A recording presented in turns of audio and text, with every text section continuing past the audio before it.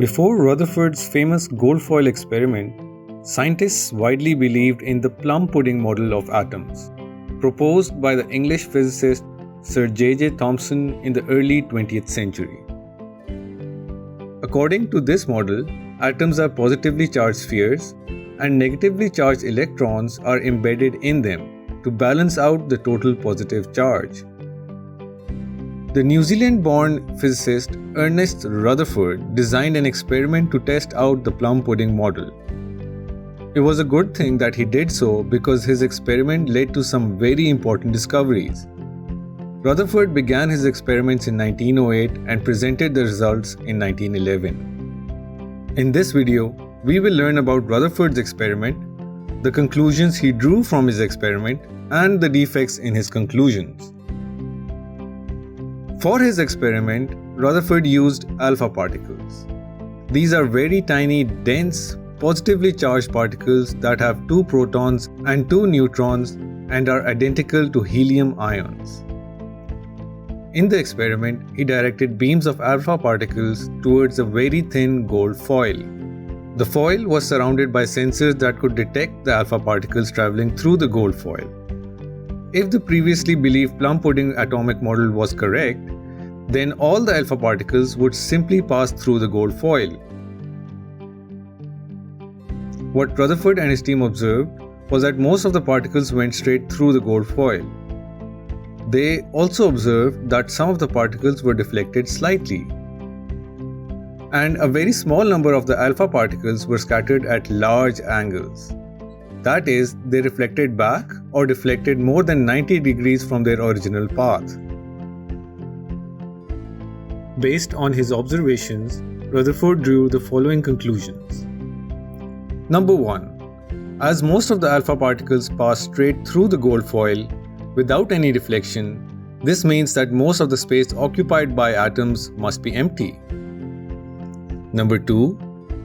As some of the positively charged alpha particles were deflected slightly, this suggested that this deflection was due to electrostatic repulsion by positive charges inside the atoms. Number 3.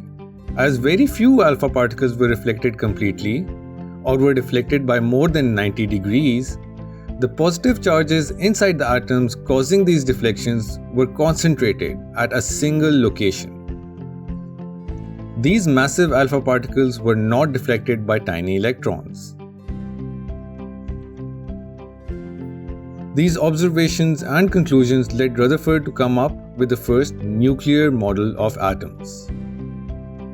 He theorized that atoms consist of a center at which all its positive charges are concentrated. He called this center the nucleus.